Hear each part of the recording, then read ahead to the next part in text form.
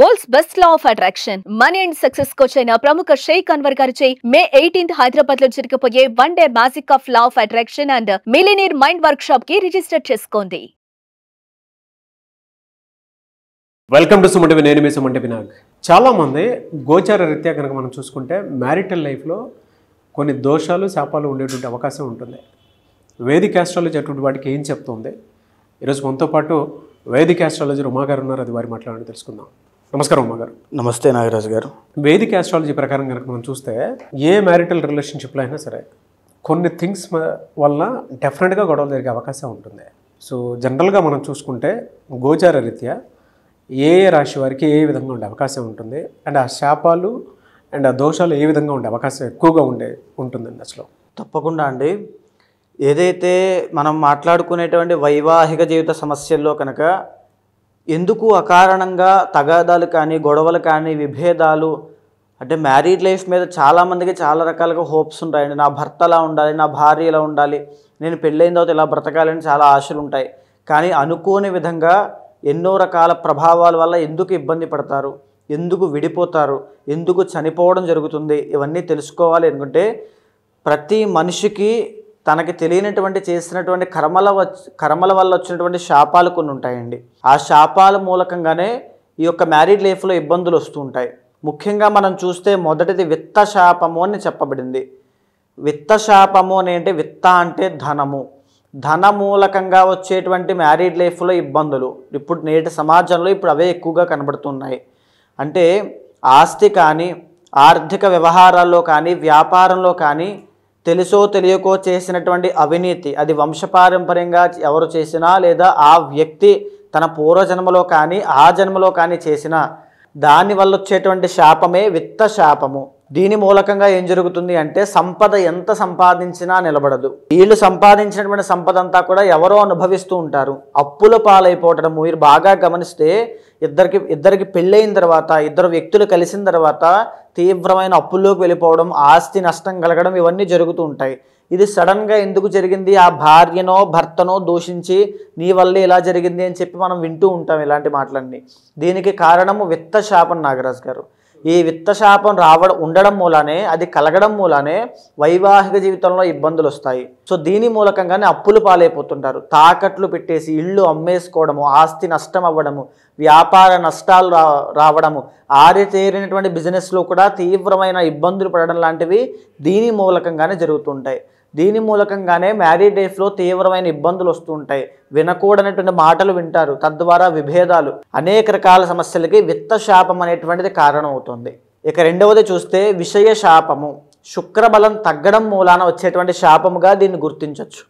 అంటే వంశపారంపర్యంగా లేదా ఆ వ్యక్తి కానీ పూర్వజన్మలో కానీ ఆ జన్మలో కానీ తెలుసో తెలియకో పరస్త్రీ వ్యామోహంలో పడిన లేదా పరపురుషుని వ్యామోహంలో స్త్రీ పడిన భార్య దానివల్ల వచ్చేటువంటి కర్మ ఊరికే వదిలిపెట్టదు. అదే విషయ శాపంగా మారి భార్యాభర్తల మధ్యలో అనుమానాలకి ప్రేమానురాగాలు తగ్గడానికి దారితీస్తుంటుంది. ఈరోజు మీరు చూస్తే నాగరాజు గారు చాలామంది భర్త భార్యని కొట్టడము, అనుమానించడము, లేకపోతే బెదిరించడము, ఆ అనుమానం అనేటువంటి జబ్బుతో భార్య చాలా ఇబ్బంది పడుతూ ఉంటుంది. పడరాని మాటలన్నీ పడుతూ ఉండడము, అసలు ఏమీ లేని పరిస్థితిలో కూడా ఇలాంటి మాటలన్నీ విని చనిపోవడానికి ఆత్మహత్య చేసుకోవడానికి సిద్ధపడిన వాళ్ళు చాలామంది ఉన్నారు. చాలా నక్షత్రాల వాళ్ళండి. సో దీని అంతటికీ కారణము విషయ శాపం అనేటువంటిది ఉంటుంది. ఆ విషయ శాపము భార్య కానీ భర్త కానీ చేసుకున్నటువంటి కర్మ వల్ల, ఎవరైతే వేరే వాళ్ళ మీద వ్యామోహం పెరిగి చేసుకున్నటువంటి కర్మ వల్ల చాలా మంది అఫైర్స్ మీరు చూస్తే ఈ యొక్క శాపం మూలకంగా పరస్త్రీ వ్యామోహము, ఈ శాపం మూలకంగానే ఇక్కడ సంపాదించిన డబ్బంతా తీసుకెళ్ళి అక్కడ పెట్టడము, వీళ్ళ యొక్క కుటుంబానికి సంతానానికి డబ్బులు లేకపోవడము, ఈ యొక్క శాపం మూలకంగానే వ్యసనాల బారిన పడడము, జూదం అనేటువంటిది అలవాటు అవ్వడము, డబ్బులన్నీ నాశనము, ఆస్తి నాశనం చేయడము, ఇవన్నీ కూడా కుటుంబం అంతా విచ్ఛిన్నం అవ్వడం అనేటువంటిది ఇక్కడి నుంచే ప్రారంభమవుతుంది. అయితే ఇక మూడవది ఏంటి అంటే వంశ శాపము అని ఉంటుంది నాగరాజు గారు.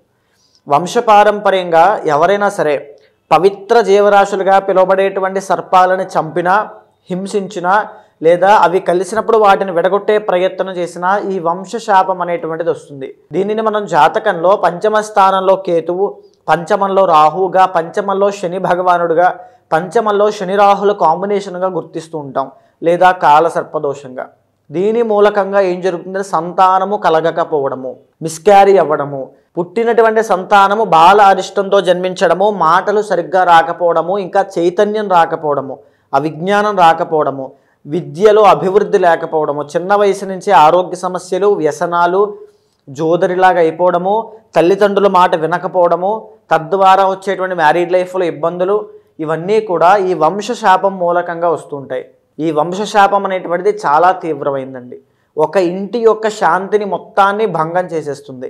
ప్రశాంతంగా ఎవరు ఉండలేరు. తరువాత 4వది కర్మవశము అని ఉంటుందండి. కర్మవశము అని అంటే ఉదాహరణకి భార్యాభర్తలు జాతకాలు చూసుకుని చేసుకున్నా, చూసుకోకుండా చేసుకున్నా, లవ్ మ్యారేజ్ చేసుకున్నా, ఇద్దరి యొక్క మనస్తత్వాలు కుదరకపోవడము, ఈగో ప్రాబ్లమ్స్కి వెళ్ళడము, నువ్వా నేనా అనేటువంటిది, ఇద్దరికి డబ్బులు ఉంటాయి, ఇద్దరు కుటుంబాలు బాగుంటాయి, వీళ్ళకి ఒకరికొకరు నచ్చదు అంటే బిఫోర్ అండ్ ఆఫ్టర్లా ఉంటుంది.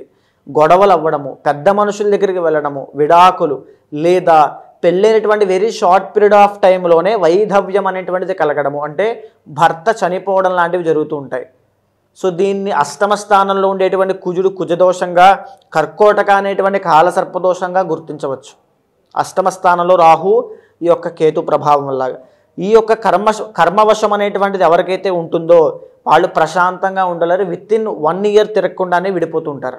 ఇది కర్మవశం. పూర్వజన్మలో చేసుకున్నటువంటి కర్మ, తరతరాలుగా వచ్చినటువంటి కర్మ, ఎక్కువగా సంతానాన్ని పొందడము, ఇవన్నీ కూడా శాపాన్ని గుర్తించేటువంటి విధానంగా మనం చెప్పచ్చు. అయితే ఈ యొక్క కర్మశాపాన్ని ఇంకా మనం గుర్తించాలి అంటే భార్యాభర్తలు దూరం అవ్వడం అండి. ఐదర్ భార్యకి యాక్సిడెంటే దూరం అయినా, తీవ్రమైనటువంటి ఆరోగ్య సమస్య చిన్న వయసులో పెళ్ళైన తరువాత వచ్చి దూరమైనా, భర్తకి ఆరోగ్య సమస్య వచ్చి దూరమైనా, యాక్సిడెంట్స్ ప్రమాదంలో గురై దూరమైనా, ఎలాగైనా సరే వాళ్ళిద్దరూ కలిసి ఉండడం అనేటువంటిది జరగదు. డివోర్స్ అయినా అవుతారు. డివోర్స్ అయినా, విడిపోవడమైనా, పెద్ద మనుషులు, తగాదాలు, కేసులు, కోర్టు, ఈ యొక్క సెటిల్మెంట్లు, ఇవన్నీ కూడా కర్మవశంలోకి వస్తాయి. నాగరాజ్ గారు, గోచార రీత్యా కనుక మనం చూసుకుంటే అంటే మీరు చెప్పిన దాని ప్రకారము సింహరాశి వారికి ఏ శాపము దోషం ఉండేటువంటి అవకాశం ఉంటుంది? తప్పకుండా అండి. సింహరాశి వాళ్ళకి original 6th and 7th lord ఏదైతే శని భగవానుడు అవుతూ ఉంటారో, దీని మూలాన ఈ యొక్క కర్మవశం అనేటువంటి దాని మూలాన తీవ్రమైన గొడవలు అవ్వడము, అంటే పెళ్ళయిన తర్వాత భార్యాభర్తల మధ్యలో తగువులు, తగాదాలు రావడము, భర్త తీసుకునేటువంటి నిర్ణయాలు భార్య మీద వ్యతిరేక భావాలు పడడము, లేకపోతే వచ్చినటువంటి భార్య కానీ లేదా భర్త కానీ ఎక్కువగా భర్త వ్యసనాలు పాలవ్వడము, జూదము అలవాటు అవ్వడము, ఉన్నటువంటి డబ్బులంతా ఖర్చు పెట్టడము, భర్త అనేటువంటిది భార్యకు మైనస్ పాయింట్ అవ్వడము, ఈయన కనుక బాగుంటే నేను ఇంకా బాగా సంపాదించి ఫ్యామిలీని బాగా చూసుకుందాను కదా అనేటువంటి భావన కలగడము, ప్రతి వారితోనూ తగాదాలు రావడము, ఈ పెళ్ళైన తర్వాత కోర్టు సమస్యల్లో, తగాదాల్లో, వాటిలో ఇరుక్కునే అవకాశాలు ఎక్కువగా ఉండడము, అండ్ ఇంకా బాగా చెప్పాలంటే శత్రువులు చాలా ఎక్కువగా పెరగడము, ఫ్యామిలీస్కి దూరం అయిపోవడం అండి.